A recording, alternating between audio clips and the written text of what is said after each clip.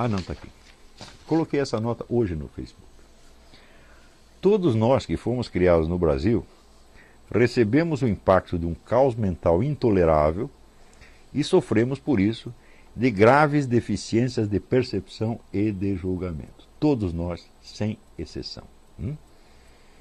A não ser, evidentemente, aqueles que não são propriamente brasileiros, que chegaram da Europa anteontem, ou chegaram da China anteontem, ou aqueles que perceberam isso e se esforçaram para vencer isso.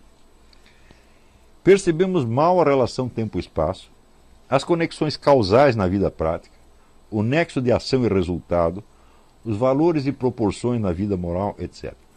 Olha, o número de vezes que eu vi pessoas se queixando de que não obtiveram resultado nenhum em ações que elas não praticaram é uma grandeza. Então, o sujeito não faz, não desencadeia o efeito, ele não obtém a causa e depois ele fica triste porque ele não lembra que ele não desencadeou o efeito. Não é isso? Isso aqui é muito comum no Brasil. Tanto na esfera individual, da vida individual, quanto na esfera pública. Enfim, não sabemos viver. Tive a sorte de perceber isso quando era ainda um adolescente, mediante o confronto do meu desempenho na vida com o de pessoas de origem europeia recente. Bom, eu estava ali na casa de um amigo meu, judeu de origem russa. Estava eu, ele e mais um priminho dele. E estávamos ali fazendo um lanche e de repente chega o pai do menino, senta conosco e pergunta para nós: de onde vieram essas coisas que vocês estão aí comendo? E daí ele foi explicando para nós meticulosamente todo o processo de fabricação de um queijo, por exemplo, ou da manteiga, e o da fabricação das xícaras de louça, e das facas, e da toalha de mesa, e da própria mesa, e do pão, etc, etc. Um por um. E assim aquilo foi como se caísse escamas dos meus olhos. E eu de repente percebi, pô, esse homem está na realidade e eu estou no mundo da lua. Porque eu estou aqui mexendo com coisas que eu não tenho a menor ideia do que são, e que para mim me parece que a gente colhe em árvores, você estende a mão e pega uma xícara, pega uma faca, pega uma mesa, uma toalha de mesa. Tudo apareceu por mágica. E esse homem estava num plano onde as coisas tinham uma origem, que era, por um lado, a natureza, a presença do universo físico, e o trabalho humano que havia transformado isso aí naqueles objetos que nós estávamos percebendo. E este é o coeficiente de veracidade do marxismo. Para aí, não vai além disso. Tá certo? Porém, isso para mim foi um choque de realidade. E eu percebi que só algumas pessoas tinham esta noção densa da realidade. Realidade que se constitui de uma presença física e de uma ação que se desempenha ali e que é o tecido da nossa própria vida. Só algumas pessoas tinham essa noção e todas essas pessoas eram de origem europeia recente. Então, ou o pai tinha vindo da Europa, ou a própria pessoa era de origem, era húngaro, era russo, era alemão, alguma coisa assim, e fala, eu não vi um brasileiro que tivesse isso. Então, tive sorte de perceber isso quando eu era ainda um adolescente, mediante o confronto do meu desempenho na vida com o de pessoas de origem europeia recente. Cheguei à conclusão de que eu era um sonso, um bobão em toda a linha. Fiquei estarrecido e comecei um trabalho de autorreforma que levou mais de 20 anos. Até hoje me impressionam a inépcia, a falta de sentido prático dos brasileiros, não raro mal compensadas por alguma habilidade profissional específica. Por exemplo, o sujeito é um empresário e investidor, sabe fazer dinheiro e se gaba de ser, por isso, um homem prático, mas não sabe resolver conflitos domésticos banais ou planejar suas férias sem transformá-las num pesadelo, e assim por diante. Por exemplo, surge um conflito entre o filho e a mãe, e o pai não sabe botar aquilo. Pergunta para mim se isso acontece. Surge um problema aqui entre o filho e a mãe, Se eu levar mais de 1 minuto para resolver isso, eu sou a besta quadrada. Eu resolvo e pacifico a coisa na hora, porque eu sei como funciona, meu Deus do céu. No entanto, os homens práticos são empresários, são generais de exército, são investidores, são políticos, tomam grandes decisões, acham que são homens práticos porque têm o domínio da prática na sua profissão específica, mas não tem na vida. Então, o resultado não tem sentido prático nenhum, mas tem um sentido prático especializado numa área desse tamanho. Ele sabe administrar, por exemplo, uma fábrica, mas não sabe administrar a sua porca vida. Isto que falta para todos os brasileiros. Todos, sem exceção. A não ser aqueles que foram beneficiados por uma outra cultura. Eu digo que foi nos Estados Unidos, em 1986, que pela primeira vez eu percebi que algum problema prático tinha solução. Por quê? Porque no Brasil eu nunca tinha visto ninguém resolver nenhum problema prático. Juro para vocês, tudo quanto era problema que aparecia virava uma desgraça, uma tragédia. E de repente você via aqui pessoas que, peraí, vamos pensar como é que a gente faz. Dá para fazer assim, dá para fazer assim, dá para resolver.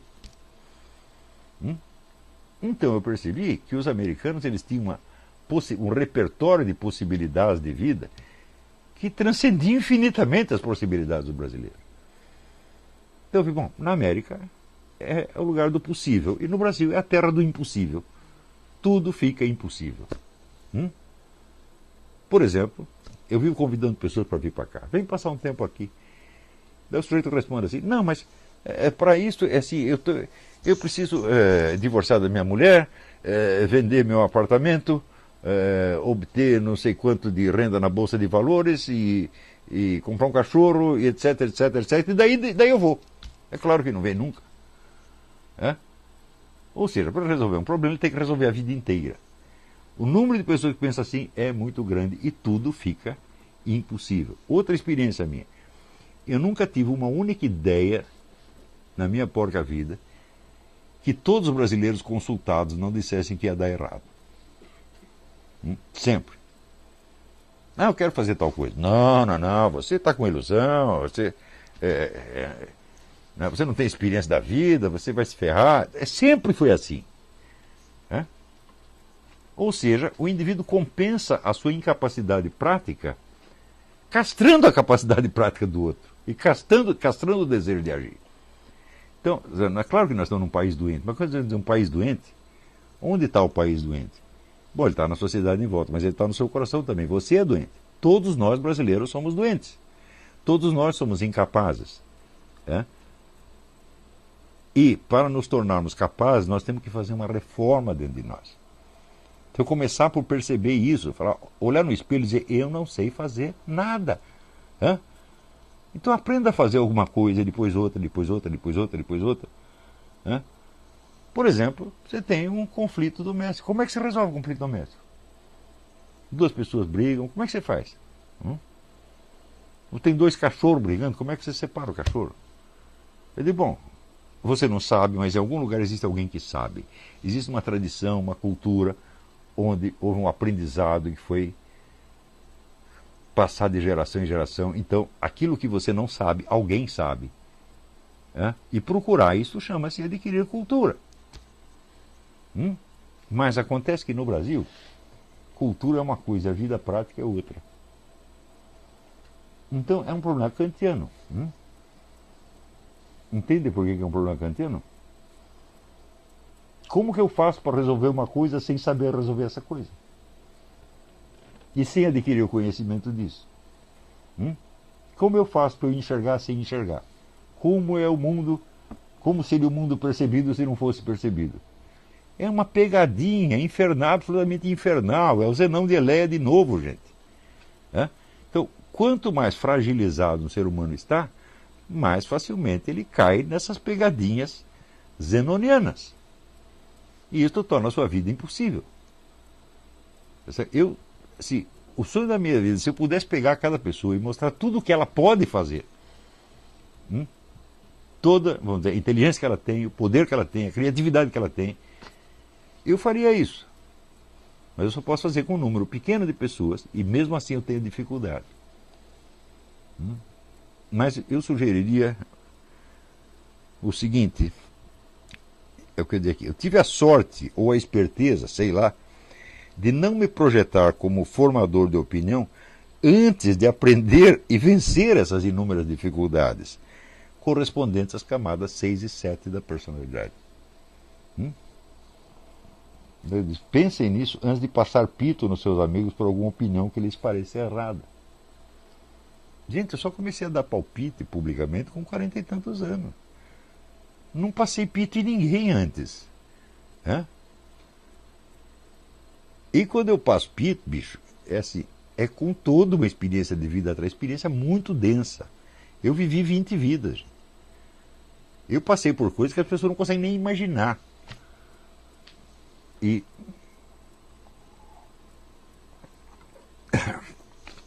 então, é claro que a minha capacidade expressiva é muito limitada em relação, vamos dizer, à amplitude da experiência que eu vivi. Eu não consigo explicar tudo de uma vez, preciso ir um pouco de cada vez. Por isso é que quem assiste às aulas desse curso entende o meu pensamento muito melhor do que quem lê um artigo. Porque se ele está lendo só o que está no artigo, ele pensa que eu só sei aquilo. Isso é outra característica do brasileiro, a síndrome de Dunning-Kruger. Né? A gente nunca pensa, para dizer o que ele está dizendo, o que mais ele precisaria saber além disto? Então, existe, junto com esta incapacidade prática, junto com ela, em função dela, vem esta necessidade de sempre depreciar os outros. E buscar uma compensação, porque a impotência diante da vida é uma coisa terrível. Eu quero tudo e não posso nada. Estou amarrado por todos os lados. Claro que você vai ter ódio do universo. Então você vai culpar Deus. Mas culpar Deus não posso, porque eu sou católico, etc. Então você vai encontrar alguém para você criticar, para você falar mal, para você esculhambar. Então é uma compensação. E é negócio caranguejo no balde. O caranguejo está saindo do balde, o outro puxa. Ele vem para baixo. Então é vir uma tragédia. Tudo isso, gente, é superável. Mas o único que precisa saber, olha, quando você é novinho, tome consciência de que, primeiro, você é incapaz. Segundo, você é anormal. Pessoas normais não existem no Brasil, porque não tem norma. Não existe um padrão de normalidade no Brasil. Existem padrões de normalidade grupais. Onde você, para ser considerado normal, você precisa se ajustar à loucura daquela turma em particular.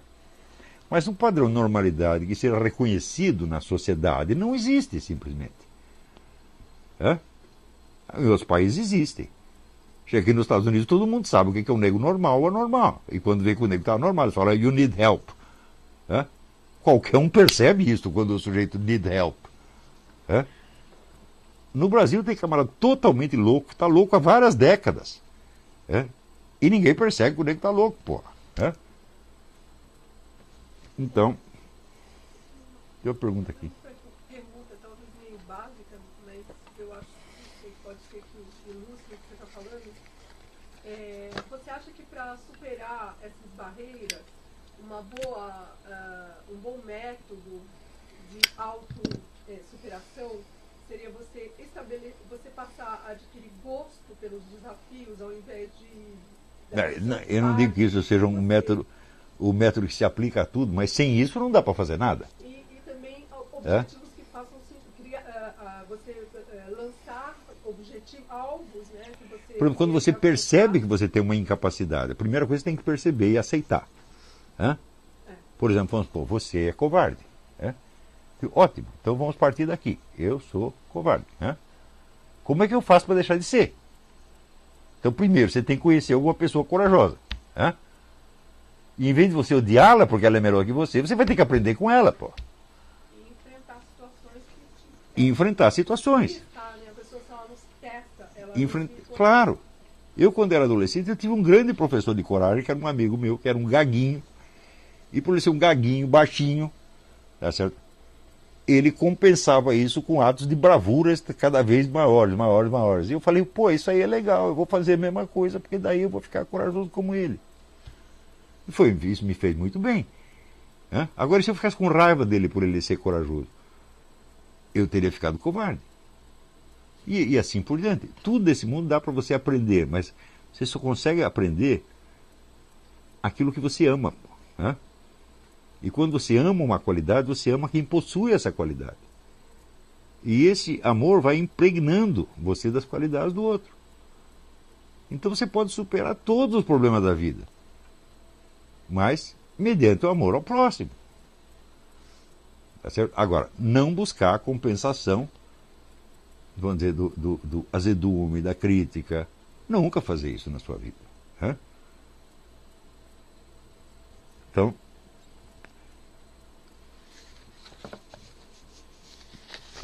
pense assim, eu só vou passar pito em alguém quando eu tiver vencido essas coisas. Quando eu tiver certeza de que, agora eu consegui a minha sanidade, a minha normalidade, a minha centralidade. Então agora eu sei quem eu sou. Eu tenho um centro. Quando eu falo a palavra eu estou muito consciente do que eu estou falando. Não uso a palavra eu à toa. Quer dizer, quando eu falo eu, estou falando toda a minha história, a minha evolução, a minha autoconsciência, a minha presença diante de Deus quando me confesso. Estou falando tudo isso. Então eu quer dizer alguma coisa. Eu vou dizer, bom, agora eu sou alguém. Talvez ninguém saiba, mas eu sou. Então você tem essa presença para você mesmo. Então o que você faz é adquirir peso. E esse peso significa poder. É o poder que você tem perante a vida.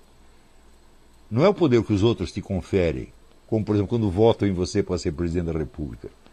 Isso não é um poder que você tem, é os outros que te derem. Quando eles não quiserem mais, eles tiram de você, não tiraram do Collor. Isso não é poder real. Poder real é aquele que está com você e vai para o túmulo junto com você. E que você não transfere para ninguém. Então, nós no Brasil, precisamos aprender a ter poder, a vencer as nossas coisas. Então, bom, é isso aí. Então, acho que por hoje já falei até demais, não vou responder pergunta. Eu estou viajando daqui a pouco para encontrar os ursos. E sábado que vem provavelmente não teremos aula. Tá certo? Ou talvez, se der para gravar alguma coisa e colocar no ar, no horário, eu avisarei vocês. Tá bom? Eu agradeço muito ao Rubens Enderle e ao João Emiliano e ao Ítalo Lorenzon. Essas observações foram realmente muito frutíferas, né? Tá certo? Isso aí, essas coisas ajudam realmente a gente a explicar o que queremos explicar. Então, até a semana que vem ou até outra semana. Muito obrigado.